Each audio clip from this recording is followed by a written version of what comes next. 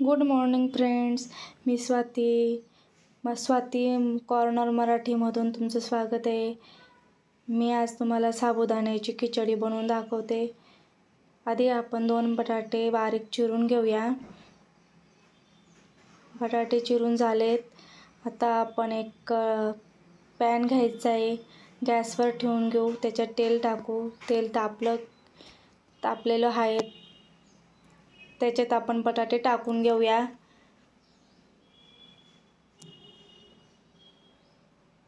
आणि साबुदाणा मी 8 घंटे आधीच भिजवलेला आहे,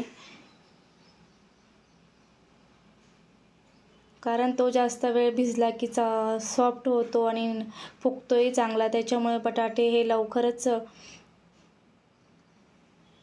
साबुदाणे हे रात्रीच भिजत घालावेत. आणि मी शेंगदाणे भाजून घेतलेले आहेत. शेंगदाणे भाजून घेतलेले ते मी मिक्सरला लावून दळून घेते जाडसर.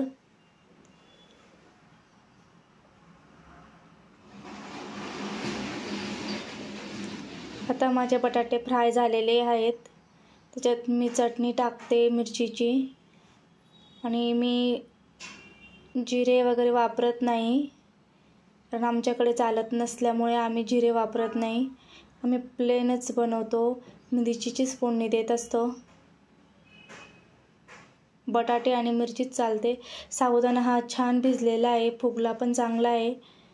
त्याच्यामुळे खिचडी करताना इझी जाते, कोणतंच टेन्शन राहत नाही.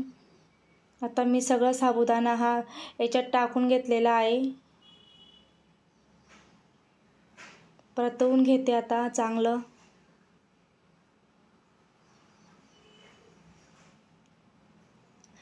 सर्वीकडनं चांगलं पसरून घ्यायचं आहे.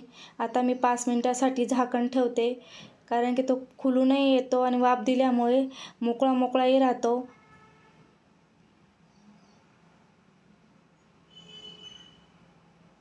खिचडीचा कलर हा बदललेला आहे, तुम्ही बघू शकता.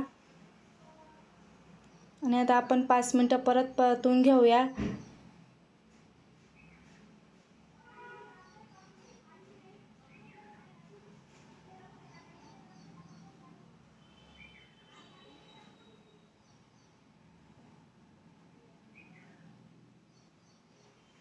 थोडा कलर चेंज व्हायला लागलेला आहे.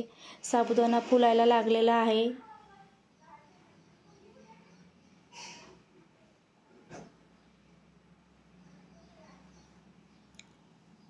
परतून छान असा मोकळा होत आहे.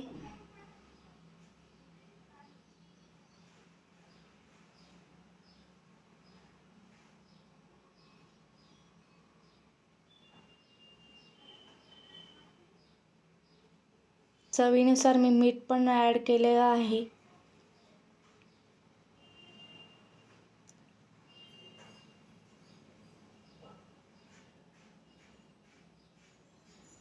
हे बघा, आपला साबुदाणा हा मोकळा तयार रेडी झालेला आहे. कलर बघा किती छान आलेला आहे. आता आपण 2 मिनिटासाठी परत झाकण ठेवून वाफ देऊया. आणि आपली खिचडी ही आता रेडी आहे. कलर बघा, आणि फुगलेला पण छान फुगून आलेला आहे.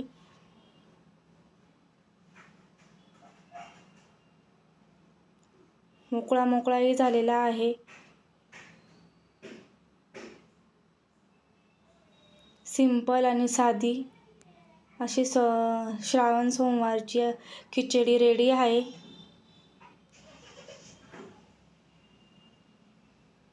इझी होते, 10 मिनिटात इझिली करता येऊ शकते.